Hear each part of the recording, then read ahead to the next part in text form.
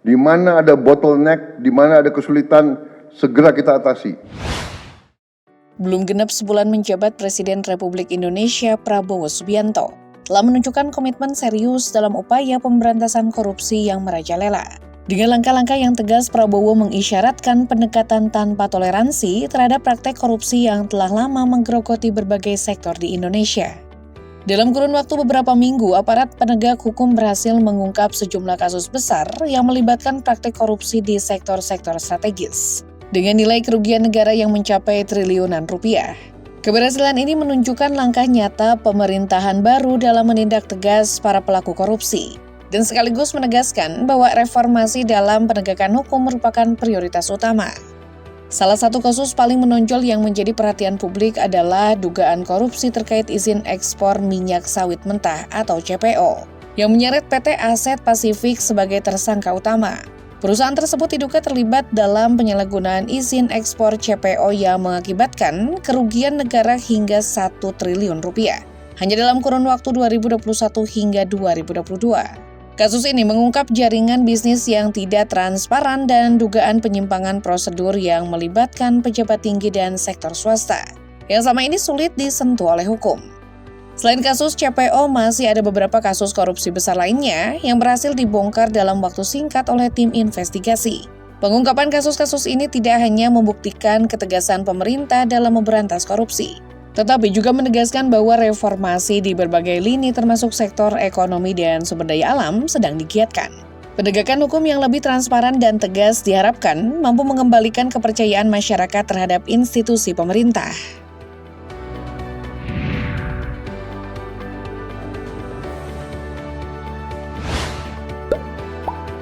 Kejaksaan Agung baru-baru ini melakukan penggeledahan di kantor PT Aset Pasifik dan menyita uang tunai hampir 1 triliun rupiah. Sebagai bagian dari upaya penanganan kasus korupsi besar yang melibatkan perusahaan tersebut.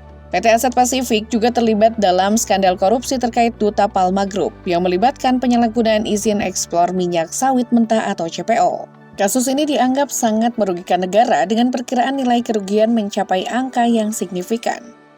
Perusahaan ini disinyalir melakukan praktik ilegal dalam proses perizinan ekspor CPO, yang melibatkan manipulasi dokumen dan pemberian izin secara tidak sah. Dugaan penyimpangan ini mengindikasikan adanya kolusi antara sektor swasta dan oknum di pemerintahan, yang memungkinkan perusahaan memperoleh keuntungan besar dengan cara yang tidak sah.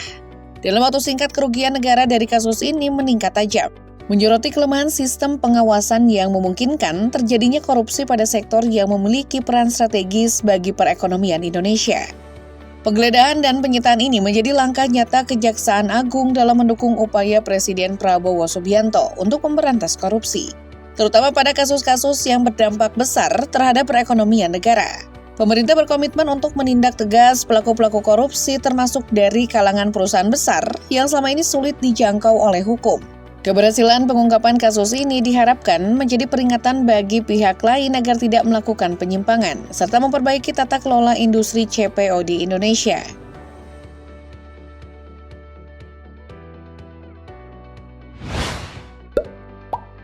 Mantan Menteri Perdagangan Thomas Rikasi Lembong yang lebih dikenal dengan nama Tom Lembong telah ditetapkan sebagai tersangka dalam kasus korupsi yang berkaitan dengan kebijakan impor gula yang terjadi pada tahun 2015.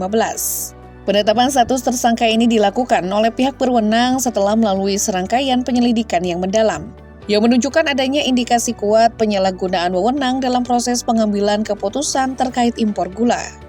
Kasus ini diduga mengakibatkan kerugian negara yang signifikan, mencapai 400 miliar rupiah.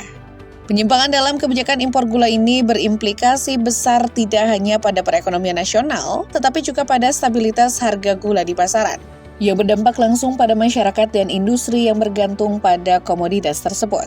Tindakan yang diambil oleh Tom Lembong sebagai pejabat publik dalam kebijakan ini sangat disayangkan, terutama mengingat pentingnya transparansi dan akuntabilitas dalam pengelolaan sumber daya negara. Penyelidikan lebih lanjut diharapkan dapat mengungkap semua pihak yang terlibat dalam skandal ini, termasuk kemungkinan kolusi dengan pelaku bisnis atau individu lain yang ikut memanfaatkan kebijakan tersebut untuk keuntungan pribadi. Pemerintah berkomitmen untuk menindak tegas praktik korupsi di semua lini, terutama yang melibatkan pejabat publik, guna menjaga kepercayaan masyarakat terhadap integritas pemerintah dan sistem peradilan di Indonesia. Dengan langkah ini diharapkan bahwa kasus korupsi yang melibatkan Tom Lembong dapat menjadi peringatan bagi semua pejabat untuk senantiasa menjalankan tugasnya dengan penuh tanggung jawab dan menjunjung tinggi etika dalam pengambilan keputusan yang berkaitan dengan kepentingan publik.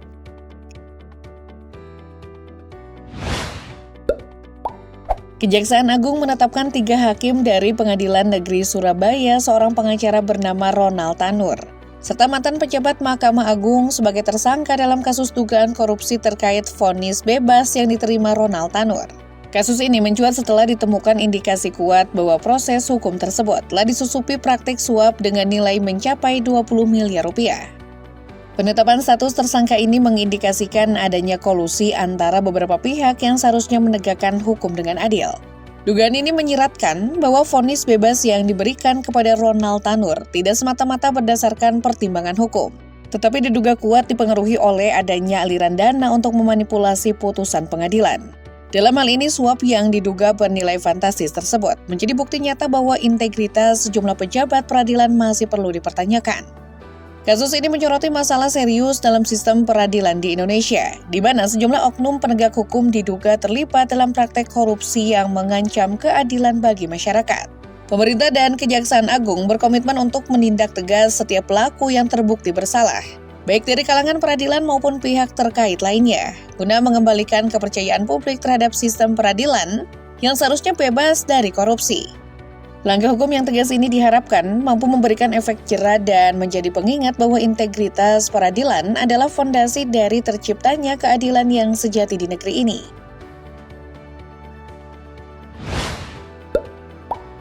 Pemerintah tidak hanya fokus pada kasus korupsi di tingkat atas, tetapi juga menaruh perhatian pada penyalahgunaan dana publik di tingkat lokal.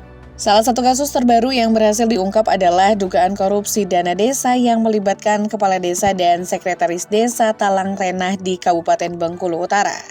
Kedua pejabat desa ini ditangkap atas tuduhan penggelapan dana desa senilai 780 juta rupiah yang seharusnya dialokasikan untuk berbagai proyek pembangunan desa guna meningkatkan kesejahteraan masyarakat setempat. Dana desa yang dimaksud sebenarnya bertujuan untuk menandai sejumlah program pembangunan infrastruktur, seperti perbaikan jalan, penyediaan fasilitas umum, dan peningkatan layanan kesehatan di wilayah pedesaan. Namun dalam kasus ini dana tersebut diduga disalahgunakan untuk kepentingan pribadi, sehingga masyarakat setempat tidak merasakan manfaat yang semestinya. Pengungkapan kasus ini menunjukkan keseriusan pemerintah dalam mengawasi penggunaan dana desa dan memastikan bahwa anggaran yang diperuntukkan bagi pembangunan di tingkat akar rumput tidak disalahgunakan. Pemerintah berharap langkah tegas ini dapat memberikan efek jera bagi pejabat desa lainnya dan memastikan dana desa digunakan secara transparan dan tepat sasaran. Kasus ini juga mempertegas komitmen pemerintah untuk memberantas korupsi di semua lini, mulai dari pusat hingga tingkat desa guna mewujudkan pemerintahan yang bersih dan berintegritas.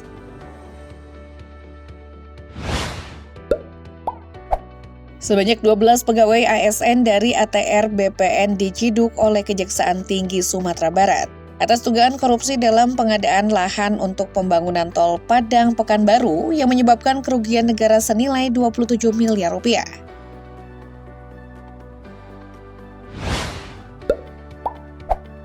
Kasus besar lainnya menyeret PT Antam, di mana 6 tersangka ditetapkan atas dugaan produksi ilegal 109 ton logam mulia. Para tersangka memanfaatkan produksi emas ilegal dengan merek LM Antam yang menimbulkan kerugian besar bagi perusahaan negara.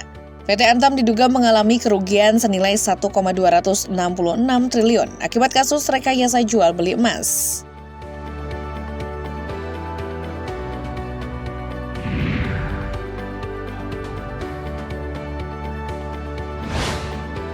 Dengan serangkaian pengungkapan ini, Presiden Prabowo menegaskan komitmen pemerintahannya untuk menindak tegas pelaku korupsi dari tingkat pusat hingga daerah. Jajaran Kabinet Merah Putih pun siap bekerja sama untuk mengembalikan kepercayaan publik atas tata kelola pemerintahan yang bersih.